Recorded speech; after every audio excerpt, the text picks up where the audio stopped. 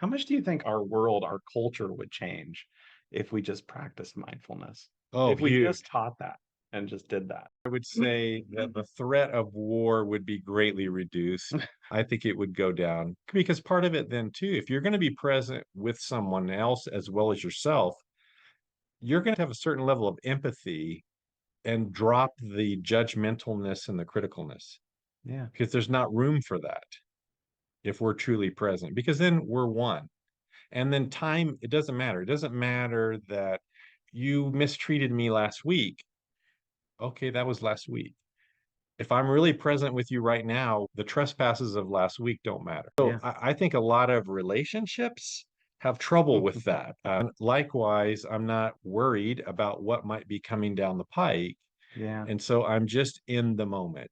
So mindfulness, again, it can take a lot of different forms, but presence, especially for me and the work that I do, because when I'm meeting with a patient, it's a two-way thing, right? Like I want to read the body, get the information that's coming to me.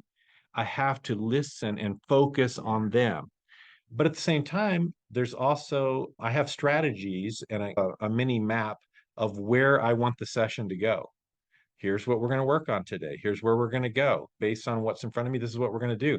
But then I also have to be ready to drop that and follow. It's like a dance, right? There's two Hmm. people dancing, and you both have to do it together.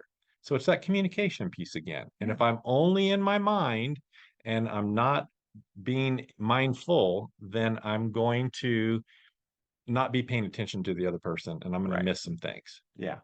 And I think we all do that.